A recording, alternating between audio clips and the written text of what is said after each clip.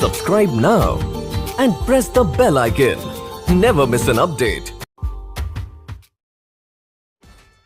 Good morning बच्चों, class 12th के physics का चौथा यूनिट EMI एंड AC, इसमें आज हम लोग देखेंगे म्यूचुअल इंडक्शन यानी अन्योन्य प्रेरण। 100 टाइप क्वेश्चन में ये पूछा जाएगा, अन्योन्य प्रेरण से आप क्या समझते हैं। ध्यान दीजिएगा, फैराडे का एक एक्सपेरिमेंट आपको याद कीजिए।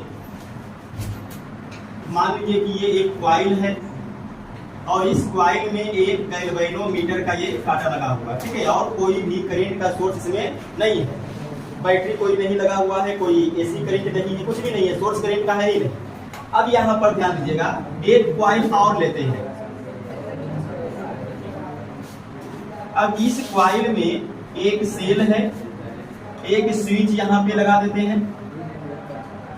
अब यहाँ पे ध्यान दीजिएगा, जैसे ही स्विच को ऑन करेंगे ये परिपथ पूरा होगा और यहाँ से करंट निकलना शुरू होगा। अब ध्यान दीजिएगा, अगर यहाँ से करंट निकलेगा तो हम लोग को याद है कि एक धारावाही चालक अपने चारों तरफ चुंबकीय क्षेत्र बनाता है। तो देखिए, अगर हम इस परिपथ को तोड़ देते यानी कि स्विच को अगर हम ऑफ कर देंगे तो करंट कितना हो जाएगा? जीरो। और जब करंट जीरो होगा तो मैग्नेटिक फील्ड जीरो, और मैग्नेटिक फील्ड जीरो होगा तो फ्लक्स भी जीरो। तो अभी हम क्या कर सकते हैं कि यहाँ से कोई भी मैग्नेटिक फील्ड नहीं निकल रहा है, इसका मतलब है इसको कर दीजिए 1 और इसको कर दीजिए 2।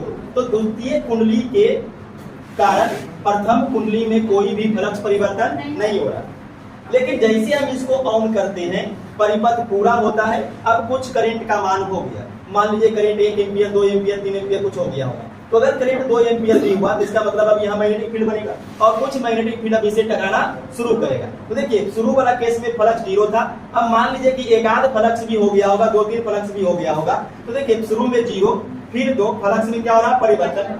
अब जब फ्लक्स में परिवर्तन होगा तो यहाँ पर एक प्रेरित विद्युत वाहक यानी प्रेरित धारा उत्पन्न होगा, और यही वाला घटना कहलाएगा अन्योन्य प्रेरण। यानी एक कुंडली में फ्लक्स परिवर्तन के कारण दूसरी कुंडली में धारा प्रवाहित होने की घटना को हम क्या बोलेंगे? अन्योन्य प्रेरण। फिर से समझिए, अगर हम इस स्विच को लगातार ऑन ऑफ करते रहे, टैप करते रहे, तो हम क्या देखेंगे? लगातार फ्लक्स में परिवर्तन होता रहेगा, 0-2 0-2 0-2। और जब लगातार फ्लक्स में परिवर्तन होगा तो इसमें लगातार धारा प्रवाहित होगा। तो एक कुंडली में फ्लक्स परिवर्तन के कारण द्वितीय कुंडली में धारा प्रवाहित होने की घटना को हम क्या बोलेंगे? अन्योन्य प्रेरण। और इसको वैसे लिख सकते हैं, द्वितीय कुंडली में फ्लक्स परिवर्तन के कारण प्राथमिक कुंडली में प्रेरित धारा उत्पन्न होने की क्रिया को हम क्या बोलेंगे? अन्योन्य प्रेरण। एक छोटा सा परिभाषा है, इसको नोट कर लीजिए। द्वितीयक कुंडली में फ्लक्स परिवर्तन के कारण प्राथमिक कुंडली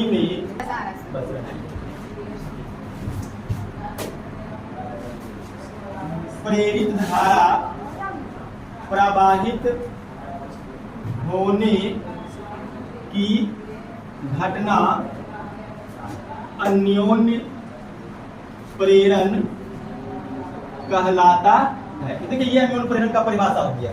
द्वितीयक कुंडली में फ्लक्स परिवर्तन के कारण प्राथमिक कुंडली में प्रेरित धारा प्रवाहित होने की घटना को हम क्या बोलेंगे? अन्योन्य प्रेरण। अब इसी से संबंधित एक और टॉपिक आप देखिएगा, कोएफिशिएंट ऑफ म्यूचुअल इंडक्शन, और इसी का एक नाम और है म्यूचुअल इंडक्टेंस, यानी अन्योन्य प्रेरण गुणांक, अन्योन्य प्रेरण गुणांक या अन्योन्य प्रेरकत्व। देखिए, अभी हम लोग देख रहे थे कि इस कुंडली में यानी द्वितीय कुंडली में जितना फ्लक्स परिवर्तन होगा उतना प्रेरित धारा इसमें प्रवाहित होगा। यानी हम सीधा सीधा कह सकते हैं कि द्वितीय कुंडली में फ्लक्स परिवर्तन का दर प्राथमिक कुंडली में धारा परिवर्तन दर का समानुपाती होगा, और इसी से हम लोग का एक परिभाषा निकलेगा अन्योन्य प्रेरण गुणांक। तो यहाँ पर हम लोग एक चीज और नोट करेंगे,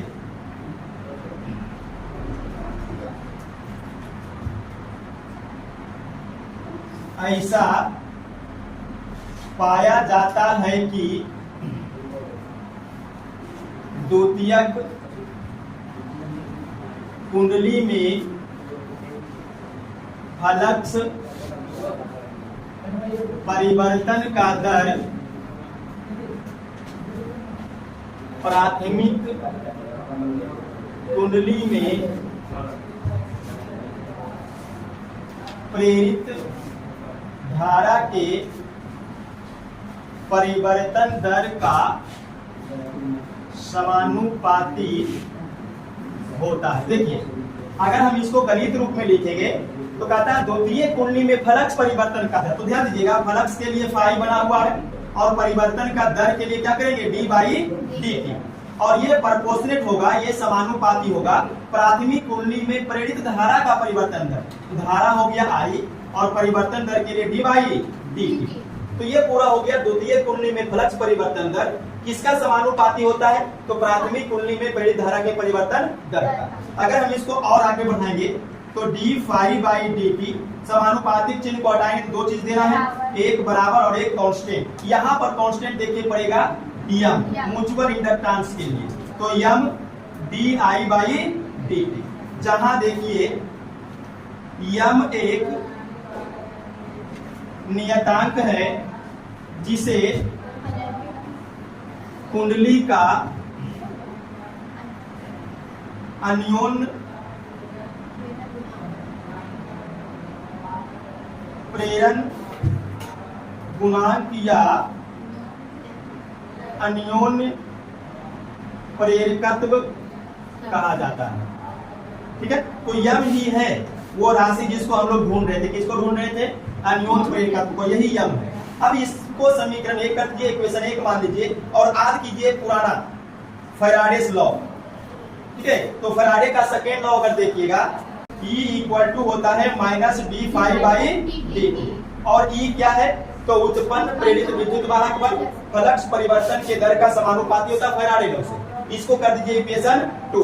अब यहां से देखिएगा, समीकरण 1 में भी d phi by D t, समीकरण 2 में भी d phi by D t, अगर दोनों को हम मिला देते हैं तो from equation first and second, समीकरण 1 और 2 से हम लोग क्या पाएंगे, देखिए अगर हम d phi by D t को देखते हैं तो D phi by D t किसके बराबर है, ई के बराबर होगा, माइनस लगा हुआ है, तो e equal to minus m d i by D t. देखिए ये d phi by D t की जगह पर ई हो गया और इतना तो था ही, एक माइनस था तो माइनस को भी यहाँ पर लगा दिए। अब यहाँ पर ध्यान दीजिए कि अगर ये देखिए जो प्राथमिक कुंडली में धारा परिवर्तन हो रहा है उसको अगर हम एक यूनिट माने, माना कि d i by D t equal to कितना हो गया, एक यूनिट, यानी एक इकाई हो गया। एक इकाई को समझते हो, प्रति सेकेंड 1 एम्पियर का धारा परिवर्तन होगा, प्रति सेकेंड 1 एम्पियर का। तो हम क्या पाएंगे, E इक्वल टू कितना हो जाएगा, माइनस यम, यानी अन्योन्य प्रेरकत्व किसके बराबर है, प्रेरित विद्युत वाहक बल के। कब बराबर होगा, जब प्राथमिक कुंडली में धारा परिवर्तन का दर एकांक होगा। तो अब इसका परिभाषा हम लोग लिख सकते हैं अन्योन्य प्रेरण का।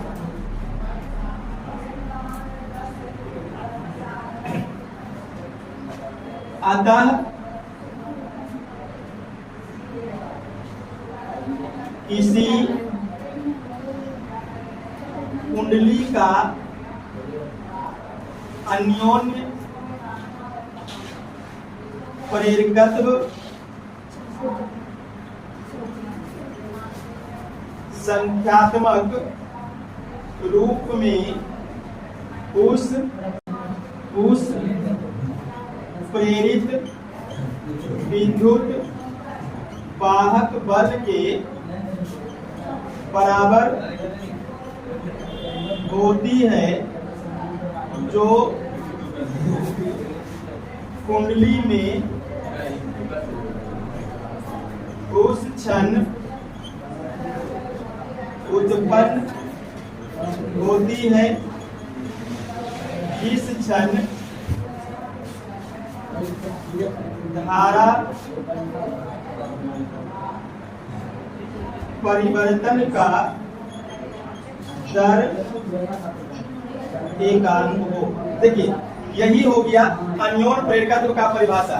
किसी कुंडली का अन्योन्य प्रेरकत्व संख्यात्मक रूप में उस प्रेरित विद्युत वाहक बल के बराबर होगा जो कुंडली में उस क्षण उत्पन्न होगा जिस क्षण धारा परिवर्तन कितना होगा, एकांक। अच्छा यहाँ पर एक और आप याद रख सकते हैं ऑब्जेक्टिव के लिए ये जो अनियोन प्रेरकत्व है डायरेक्ट सिंबल लिख देते हैं, ये हम क्या है एनोन प्रेरकत्व। तो इसका यसाई मात्रक देखिएगा, तो इसका यसाई मात्रक हेनरी होगा, ठीक है। तो ये देखिए अनियोन प्रेरकत्व और अनियोन प्रेरक दोनों का आप नोट कर लीजिए।